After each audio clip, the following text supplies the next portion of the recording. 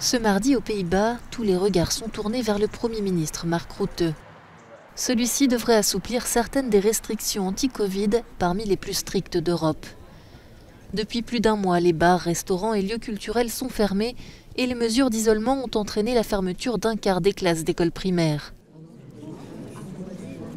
De nombreuses personnes réclament un assouplissement des restrictions et notamment les élus locaux. La semaine dernière, 30 maires ont adressé une pétition au gouvernement. Je ne comprends pas qu'ici, à Breda, Ikea soit ouvert, mais que le théâtre, où les gens peuvent assister à un spectacle en toute sécurité, soit lui fermé. Actuellement, la société voit le gouvernement local comme des agents de police avec des matraques uniquement là pour administrer des amendes.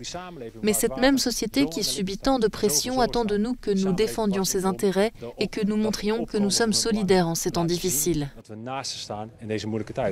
En Allemagne, le chancelier Olaf Scholz et les 16 gouvernements locaux ont eux décidé qu'il n'y aurait pas d'assouplissement des restrictions sur les rassemblements, alors que le pays connaît des taux d'infection records en raison du variant Omicron.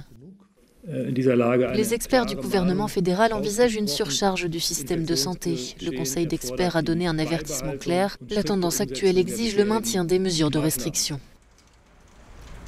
En Croatie, l'opposition conservatrice assure avoir recueilli plus de 400 000 signatures à une pétition exigeant un référendum sur l'abolition du pass sanitaire dans le pays.